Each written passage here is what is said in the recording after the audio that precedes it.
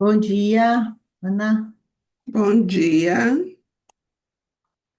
Então, hoje vamos continuar, né, a leitura da Ciência Oculta. Estamos no dia 9 de setembro. Vou fazer um pequeno resuminho daquilo que a gente vem lendo. Então, só para lembrar que o período da Antiga Índia, ainda os homens tinham muita afinidade com o mundo espiritual e viver na Terra para eles significava um exílio. Eles tinham muita vontade de voltar à pátria espiritual. Para lembrar que esse período da Antiga Índia vai de 7.230 a 5.070 a.C. O período cultural da Antiga Pérsia, que vai de 5.070 a 2.910 a.C., a gente tem a liderança de Zaratustra, que esse povo tinha uma maior simpatia pela vida na terra, já domesticavam os animais, cultivavam plantas e também tinha uma noção mais clara da realidade espiritual. E existia aí já o antagonismo entre as forças de luz, cujo representante era Ormuzd, e as forças do mal, Ahriman. Daí a gente entra no período Egito Babilônico Caldaico, que vai de 2.910 a 750 a.C., onde a história propriamente dita começa, e aqui começa então a se desenvolver a alma da sensação, que o Steiner chama de alma da sensação, onde existe um novo espírito agora, onde as pessoas, os indivíduos, os homens, não sei se a gente pode falar tanto indivíduos, mas os homens, eles já faziam perguntas que se relacionavam a esses fenômenos do mundo onde eles viviam, né? Eles ainda tinham uma ligação estreita com o mundo espiritual e toda a explicação era feita, então, por meio desse mundo espiritual. É a época da mitologia, então toda a explicação.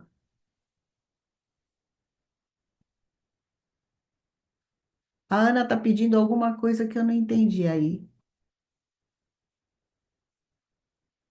Não estou ouvindo, Cris. Para você repetir ou colocar no chat os períodos que você falou, aquelas Ah, datas. tá, tá, tá, depois eu repito. Então, nessa época egípcio-caldaico, então é a época que começa a mitologia. Então, toda a explicação de todos os fenômenos da Terra era devido a essas forças superiores. Então, não era a consciência do homem ainda não era uma consciência racional, mas ainda era feita por meio de imagens. Então, a gente tem aqui o ser solar que está na figura de Osíris, mas a gente também tem nessa época como não sei se a gente pode dizer isso, um discípulo de Zaratustra, o Hermes, né? Aparece agora o Hermes. Então, a gente tem os oráculos, que a gente também viu isso, que é essa nova cultura que começa a aparecer por meio, então, desse novo espírito desse homem da alma da sensação. Então, eu falei que o período da Antiga Índia vai de 7.230 a 5.070 a.C., a Antiga Pérsia, 5.070 a 2.910 a.C., esse período egípcio-babilônico caldaico vai de 2.910 a 750 a.C., e agora a gente entra no período greco-romano, que vai de 750 a.C. até depois de Cristo, 1415 depois de Cristo. Então, aqui nesse período greco-romano, começa essa separação da consciência entre o divino e o terrestre. E aqui começa um novo membro da entidade do homem, que é a alma da razão e a alma da índole.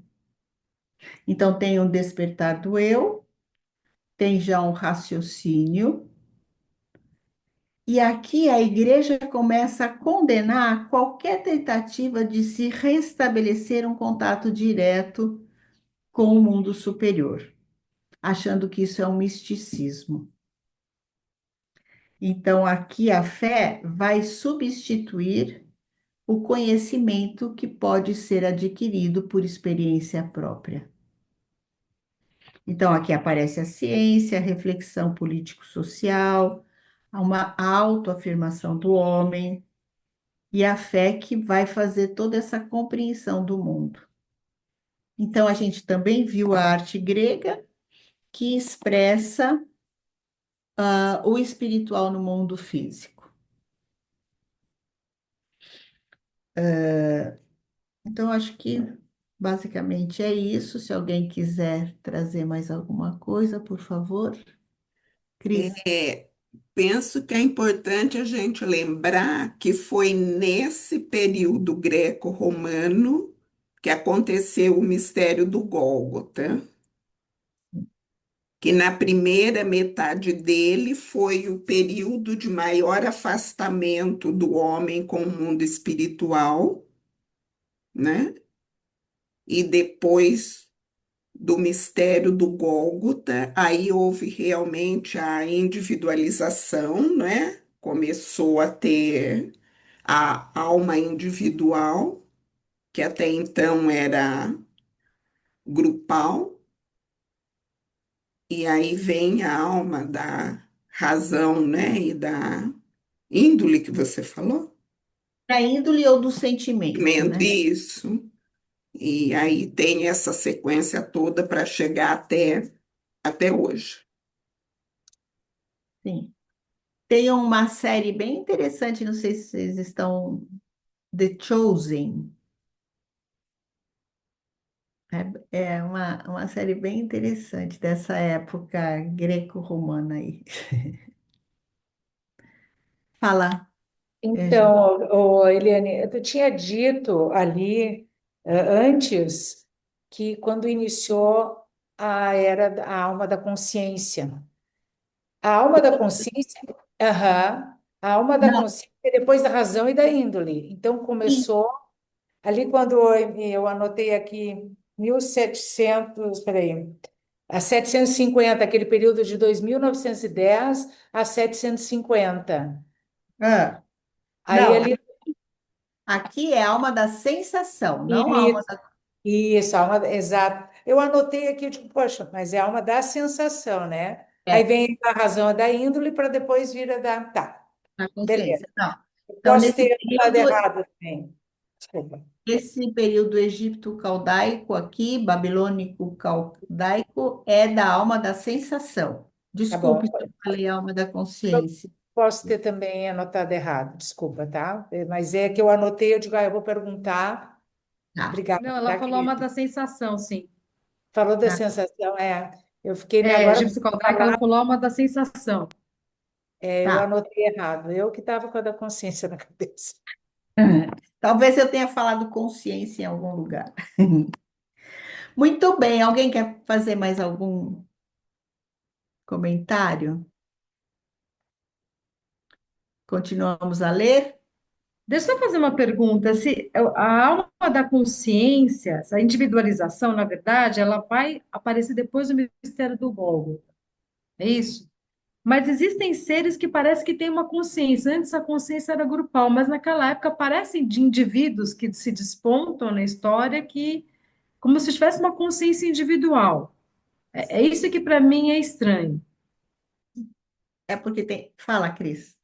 Não, é assim, é que é tudo junto e misturado, isso é um processo. Então, os povos vêm nessa alma grupal, mas tem os iniciados, tem aqueles seres que têm, digamos assim, que são mais adiantados, que têm essa ligação, que têm essa conexão Porque não é assim, todo mundo está na alma da sensação. Acabou todo mundo na alma da razão e da índole. Acabou todo mundo, não.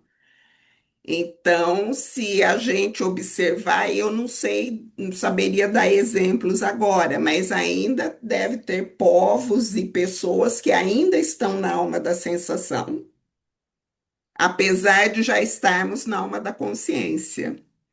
E talvez já tenham pessoas que já estejam adiante de nós. Então, sempre tem, mas não são todos. Por isso que tem, né? O Zaratustra, que os nomes vão aparecendo, porque esses estavam adiante. Sim. Ajudou? Obrigada, ajudou muito, Cristina. Muito obrigada. Eliana quer completar? Não, Não é? é muito completo. Então, vamos ler. Eu leio ou alguém quer ler, por favor? Vou te dar um descanso, eu leio, tá? Boa. Vai, Ana, obrigada. Então, começa na página 208, é isso? Isso. Correntes iniciáticas pós-atlânticas. Na época pós-atlântica, a vida do homem entre o nascimento e a morte continuou a exercer sua influência sobre o estado incorpóreo após a morte. Quanto mais o homem dirigia seus interesses no mundo físico sensível, maior era a possibilidade de Ahriman se infiltrar na alma durante a vida terrestre e, depois, conservar seu poder para além da morte. Nos povos da antiga Índia, esse período ainda era mínimo, pois durante a vida terrestre eles haviam sentido o mundo físico-sensorial como ilusão, subtraindo-se assim ao poder de Arman após a morte. O perigo era bem maior para os povos proto-persas. Na época entre o nascimento e a morte, eles haviam focalizado com interesse o mundo físico sensível e teriam sucumbido profundamente às tentações de Ahriman, caso Zaratustra não lhes houvesse indicado enfaticamente pela doutrina do Deus de luz, que por detrás do mundo físico sensível existe aquele dos espíritos de luz. Gente, confuso, hein? Então, o que mais ou menos ele está falando é o seguinte: quanto mais desligado do mundo espiritual, mais atuação do Ahriman. E daí, no povo hindu, né? Índico, esqueci o nome, hindu, né? O povo, o povo hindu, como eles achavam que a Terra era um exílio para eles, eles estavam muito ligados ao mundo espiritual, eles tinha pouca atuação do Ahriman. O Ahriman quase não conseguia penetrar na alma dessas pessoas. No povo proto-persa, eles tiveram a ajuda de Zaratustra, mostrando para eles o tempo todo: olha, existe um ser de luz, porque Ahriman já estava muito mais presente. Porque lembram, eles estavam mais ligados à terra, esse povo. Cultivavam a terra, Sim. plantavam. Então, é isso que ele está falando aqui. E por que tem essa Por isso que atuação eu após a entendi. morte de Porque Ahriman? porque a Arima está presente depois da morte, muito mais presente depois da morte, atuando no espírito das pessoas dessa época. E Tá. também no nosso, quando a gente vai embora, né? Faz De parte. consolo. É que o Ariman, ele nos seduz no sentido de que fiquemos só com as coisas materiais. E se a alma se vincula muito ao que é só material, no pós-morte, Ele está acho lá que é isso, presente. você não consegue ascender para o mundo espiritual. Ele quer te segurar na terra. É, aqui na matéria. Então, quando morre, acaba tudo, você não tem mais o corpo físico, você não tem nada, você fica num, não sei se é assim, num vazio, digamos. Acho que é Sim, isso. É, quando a gente, obrigada, agora entendi. então, quando a gente morre, é isso que a Cris fala. Quanto mais materialista, mais dificuldade de compreender o mundo onde você se encontra, né? Obrigada. Vou continuar. Na mesma medida em que acolheram em sua alma tal universo de ideias, os homens dessa cultura se subtraíram às garras de Ahriman na vida terrestre, e com isso também na vida após a morte, pela qual deviam preparar-se para uma nova vida terrestre. Na vida terrestre, o poder de Ahriman induz a considerar a existência físico-sensorial como sendo a única e, com isso, a obstruir qualquer perspectiva de um mundo espiritual. Aí explicou. No mundo espiritual, esse mesmo poder, perdão, leva o homem a um completo isolamento, a orientação de todos os interesses apenas para si mesmo. Pessoas que, ao morrer, estão em poder de Ahriman, reencarnam-se como egoístas. Nossa. No âmbito da ciência espiritual, atualmente é possível descrever a vida entre a morte e um novo nascimento, exatamente como transcorre quando a influência de Ahriman foi superada até certo ponto. É assim que ela foi descrita por nós em outras obras e nos primeiros capítulos do presente livro. E é assim que deve ser descrita ao se pretender ilustrar claramente o que o homem pode experimentar nessa forma de existência, após ter conquistado a pura visão espiritual daquilo que realmente existe.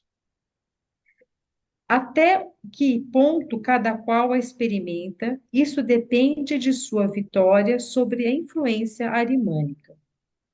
O homem está se aproximando cada vez mais daquilo que ele é capaz de ser no mundo espiritual. O modo como essa capacidade é desviada por outras influências deve ser, aqui, incisivamente focalizado pela observação do curso evolutivo da humanidade. No povo egípcio, Hermes cuidou para que os homens se preparassem, durante a vida terrena, para a comunhão com o espírito da luz. No entanto, como durante essa época os interesses humanos entre o nascimento e a morte haviam assumido uma forma tal que os homens só podiam ver o mínimo através do véu do mundo físico sensorial. O olhar espiritual da alma também permanecia, nublado após a morte. A percepção do mundo de luz permanecia opaca. O obscurecimento do mundo espiritual depois da morte atingiu seu ponto culminante para as almas que passavam ao estado incorpóreo, procedendo de um corpo da cultura greco-latina. Na vida terrena, elas haviam cultivado ao máximo a existência físico-sensorial e, com isso, se condenaram a uma existência sombria após a morte.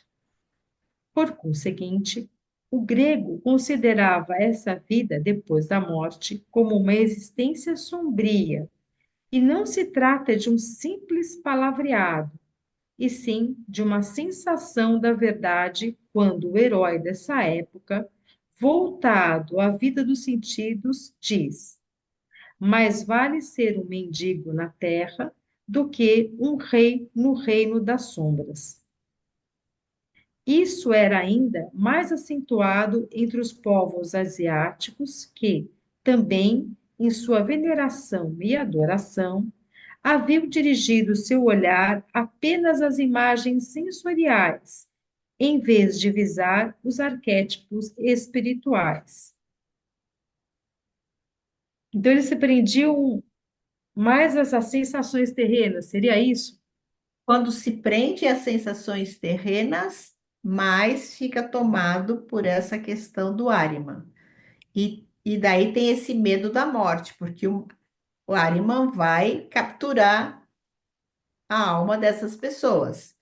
Portanto, essa frase aqui é melhor estar na terra do que lá do outro lado, né? Então, tudo isso para ir preparando o mistério do Gólgota, porque quando Cristo vem, ele transforma tudo isso. Tá. Uma grande parte da humanidade estava, no período cultural greco-latino, nessa situação.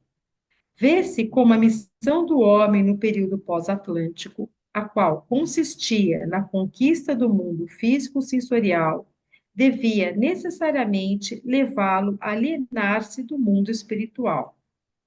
Assim, a grandeza num domínio se relaciona necessariamente com a decadência em outro. Nos mistérios, cultivava-se a relação do homem com o mundo espiritual. Seus iniciados podiam, em estados anímicos especiais, receber as revelações desse mundo. Eles eram, em maior ou menor grau, os sucessores dos guardiões dos oráculos atlânticos.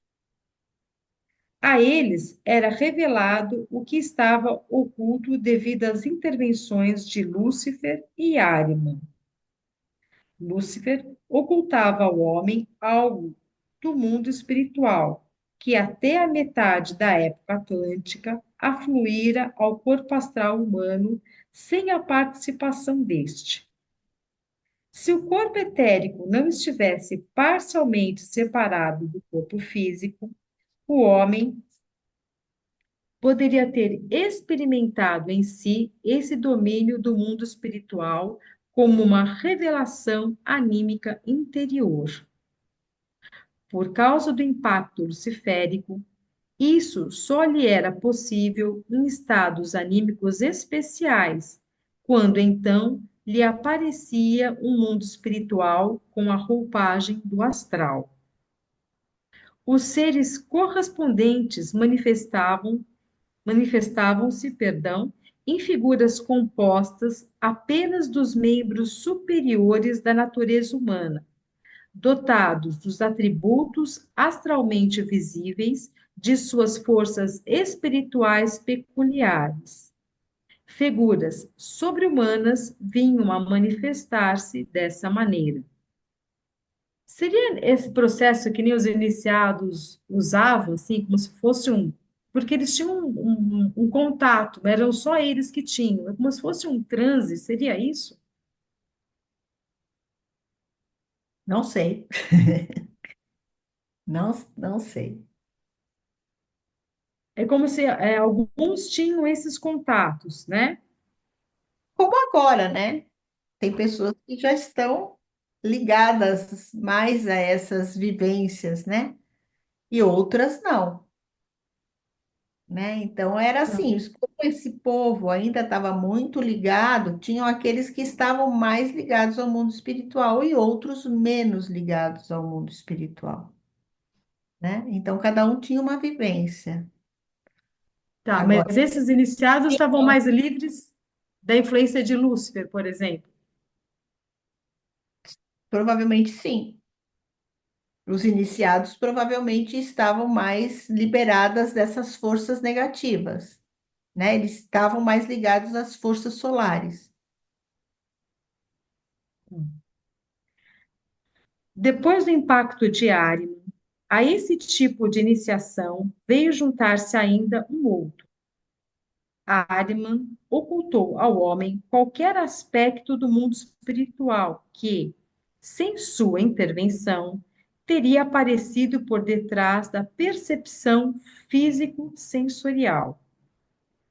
Isso foi revelado aos iniciados pelo fato deles praticarem em sua alma todas as capacidades adquiridas desde então pelo homem em nível superior ao da obtenção das impressões sobre a existência físico-sensorial.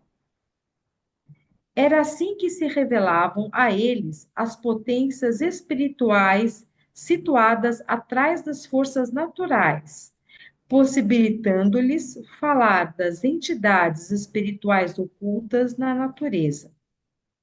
A eles se, a eles se revelam as potências criadoras das forças que atuam no âmbito natural inferior ao homem. Aquilo que continuara atuando como elemento de Saturno, do Sol e da antiga Lua, tendo formado os corpos físico, vital e astral do homem, assim como os reinos mineral, vegetal e animal, formava o conteúdo de uma espécie de segredos de mistérios, aqueles subordinados à Ariman. Aquilo que havia conduzido a alma da sensação, a alma do intelecto e a alma da consciência se havia revelado numa segunda categoria de mistérios. No entanto, o que podia apenas ser profetizado pelos mistérios era que, no decorrer dos tempos, apareceria um homem com um corpo astral em que, apesar de Lúcifer, o mundo de luz do espírito solar poderia tornar-se consciente através do corpo vital, sem estados anímicos especiais. E o corpo físico desse ser humano deveria ser tal forma que a ele se tornasse manifesto todos os aspectos do mundo espiritual possíveis de serem ocultados por Ariman até a morte física. Para esse ser humano, a morte física nada pode alterar no âmbito da vida, ou seja, não pode ter qualquer poder sobre ela. Num ser humano dessa espécie, o eu se manifesta de modo que na vida física esteja igualmente contida a plenitude espiritual. Tal ser é portador do espírito de luz, ao qual o iniciado se eleva por dois caminhos a ser conduzido, em estados anímicos excepcionais, ora ao espírito do sobre-humano, ora à essência dos poderes da natureza. Ao predizer que tal ser humano apareceria no decorrer dos tempos, os iniciados dos mistérios eram os profetas de Cristo. Então, vai tendo uma preparação, né? Inclusive do corpo, né? Para isso. Tá. Como o mais especial profeta nesse sentido, surgiu no meio de um povo que, por hereditariedade, natural, possuía as qualidades dos povos do Oriente Próximo e, por educação, as doutrinas dos egípcios, o povo israelita. Uma personalidade, Moisés. À sua alma haviam chegado tantas influências da iniciação que, em estados especiais, ele recebia a revelação do ser que outrora, na evolução terrestre normal, assumiria o papel de modelar a consciência humana a partir da Lua. No raio e no trovão, Moisés reconhecia não somente os fenômenos físicos, mas também as manifestações do referido espírito. Contudo, sobre sua alma havia atuado simultaneamente a outra categoria de segredos de mistérios. E assim, ele percebia, nas visões astrais, o sobre-humano convertendo-se no humano por meio do eu. Desse modo, o ser vindouro se revelou a Moisés por dois caminhos, com a mais elevada forma do eu. E como Cristo apareceu sob a forma humana, o, o que o grande ser solar preparara como o ideal da perfeição humana terrestre. Com essa revelação, toda a sabedoria dos mistérios teve de assumir, em certo sentido, uma nova forma. Antes, ela existia exclusivamente para levar o homem a colocar-se no estado anímico que lhe possibilitasse contemplar o reino do espírito solar fora da evolução terrestre. A partir daí, a sabedoria dos mistérios recebeu a tarefa de capacitar o ser humano a reconhecer o Cristo feito homem e, a partir desse centro de toda a sabedoria, compreender o mundo natural e espiritual. No momento da vida de Jesus Cristo, em que seu corpo astral continha tudo o que pode ser ocultado pelo impacto luciférico, teve início sua aparição como mestre da humanidade. A partir desse momento, foi implantada na evolução humana terrestre a disposição para receber a sabedoria, graças à qual a meta físico-terrestre pode ser progressivamente alcançada. No momento em que se consumou o evento do Gólgota, foi infundida na humanidade a outra disposição, pela qual a influência de Ariman pode ser transformada em bem. Ai, bonito, né? Desde então, ao cruzar o umbral da morte, o homem pode levar consigo aquilo que o libera da solidão do mundo espiritual. Não é só para a evolução da humanidade que o evento da Palestina constitui um ponto central. Ele também o é para outros mundos aos quais o homem pertence. E uma vez consumado o mistério do Gólgota, uma vez sofrida a morte na cruz, o Cristo apareceu no mundo onde as almas permanecem após a morte e reduziu o poder de Ahriman a seus limites. Desse momento em diante, a região que os gregos haviam dominado, Reino das Sombras, foi abalada por um relâmpago, mostrando-se a seus seres que a luz deveria voltar para ela. O que fora obtido para o mundo físico pelo mistério do Gólgota projetou uma luz sobre o mundo espiritual. Então, né? Assim, até esse acontecimento, a evolução pós-atlântica da humanidade significava uma elevação para o mundo físico-sensorial, mas, ao mesmo tempo, uma decadência para o mundo espiritual. Tudo o que afluía para o mundo sensível emanava do que já existia no mundo espiritual desde tempos primordiais.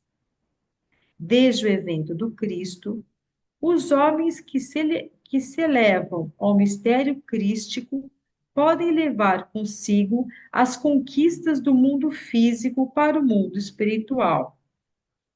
Deste, elas afluem de novo, ao mundo físico terrestre, à medida que os homens, ao reencarnar-se, trazem consigo o que para eles significou o impulso do Cristo no mundo espiritual, entre a morte e o novo nascimento. O que afluiu para a evolução da humanidade graças ao evento crístico atuou nela como uma semente. A semente só pode amadurecer pouco a pouco.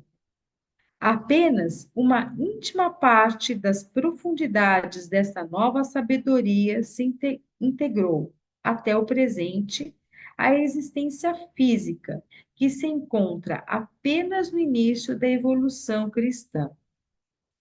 Nos sucessivos períodos transcorridos desde aquela aparição, o cristianismo só pode revelar sua essência íntima na medida em que os homens e os povos estiverem aptos a recebê-la e assimilá-la pela capacidade imaginativa.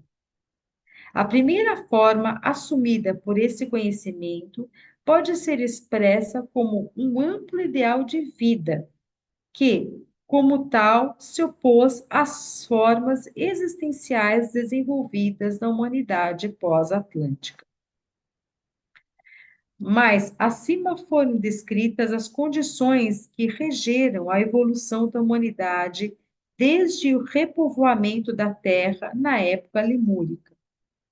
Nesse sentido, animicamente, os homens devem a sua origem a diversas entidades que, advindas de outros mundos, encarnaram-se nos descendentes corpóreos dos antigos habitantes da Lemúria. As diversas raças humanas são uma consequência desse fato, e nas almas reencarnadas surgiram, como resultado desse seu karma individual, os mais diversos interesses existenciais. Enquanto tudo isso continuava a produzir seus efeitos, não pôde existir o ideal da humanidade universal. A humanidade partira de uma unidade, mas a evolução terrestre até então conduzira à desagregação. No conceito do Cristo, existe, a princípio, um ideal que se opõe a qualquer desagregação, pois no homem que leva o nome do Cristo vivem também as forças do grande ser solar, nas quais todo ser humano encontra sua origem. O povo israelita ainda se sentia como um povo, e o homem como membro desse povo. Quando, de início, se concebeu como simples pensamento que em Jesus Cristo vive o homem ideal, não atingido pelas circunstâncias da desagregação, o cristianismo se tornou o ideal da fraternidade ampla. Acima de todos os interesses e vínculos particulares, surgiu o sentido de que o mais íntimo, perdão, deixa eu só ler outra vez. Acima de todos os interesses e vínculos particulares, surgiu o sentimento de que o mais íntimo eu do homem tem em cada um a mesma origem.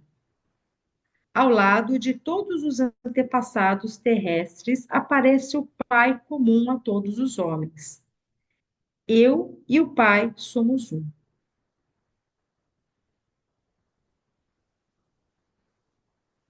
Deixa eu pensar aqui. Não tinha esse sentido de humanidade universal antes da presença do Cristo, é isso?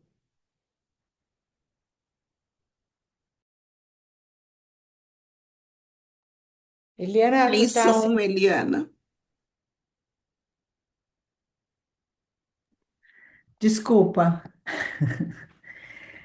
Então, o que que eu entendo é que antes o homem estava ligado ao mundo espiritual. Depois ele começa a ter uma separação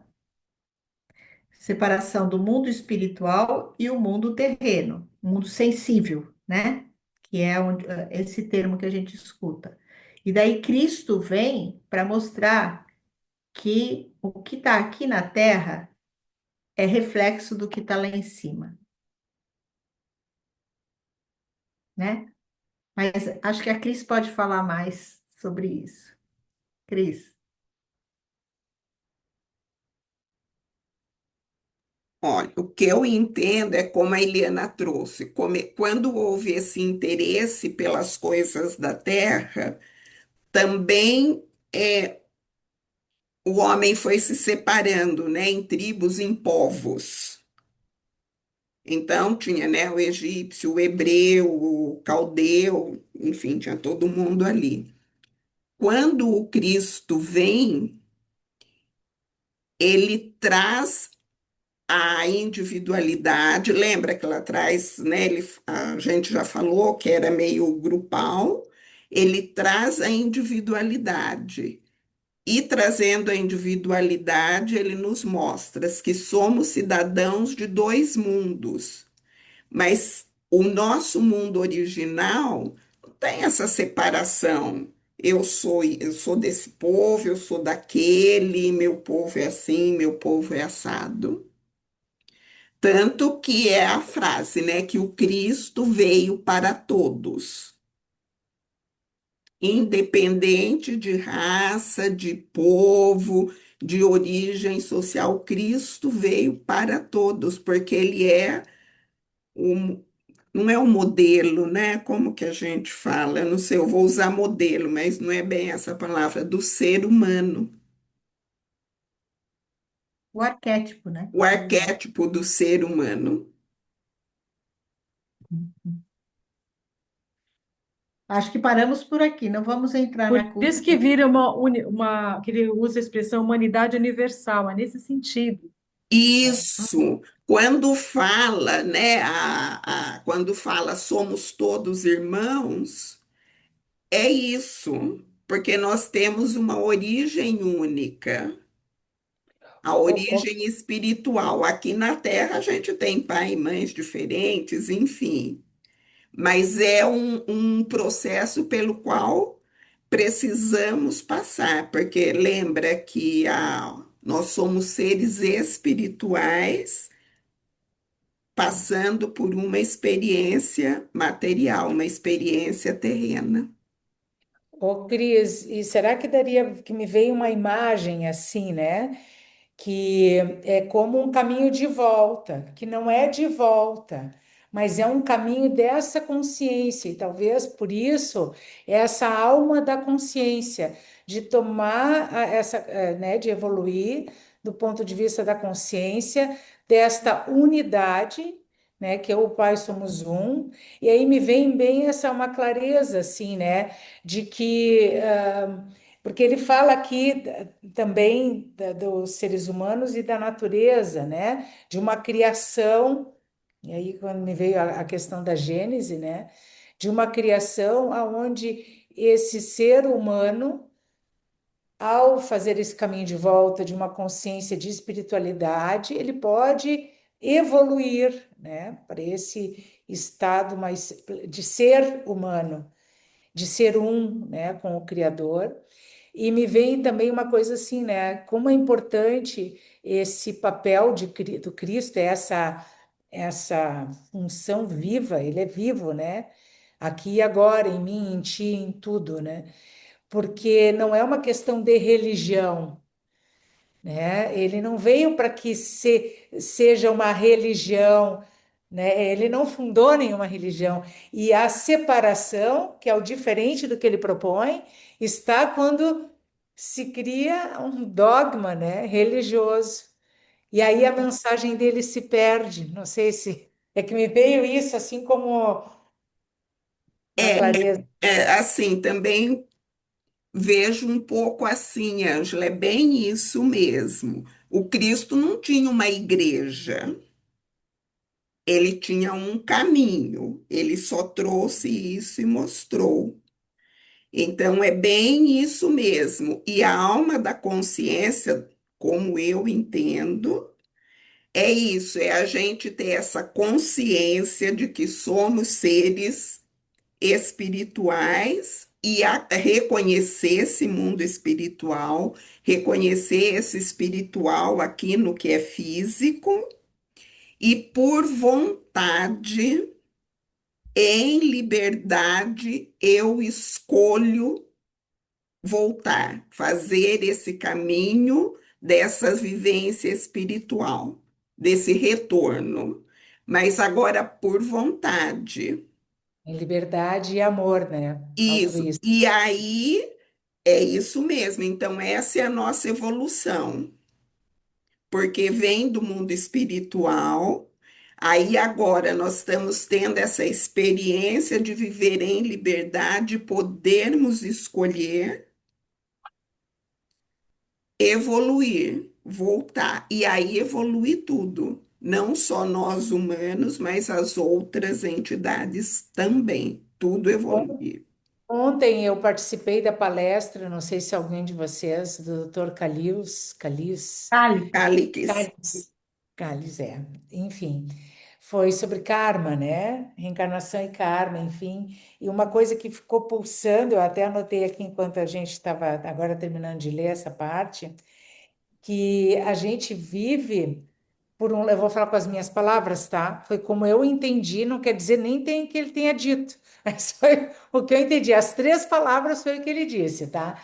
Ele disse assim que está se vivendo tanto ao longo aí da nossa história uma agudização da interferência de Ahriman, né, que é esse materialismo, e que é grande, e aí o grande diferencial do que o Rudolf Steiner, a antroposofia traz para nós, enquanto consciência, da reencarnação e karma, qual é o nosso papel nesse processo, que é justamente essa reconexão, né, esse viver e ser essa reconexão, porque essa agudização trouxe, nós estamos vivendo o ápice, que é três aspectos a gente enxerga: a violência, a indiferença e a mentira, E né? Arma.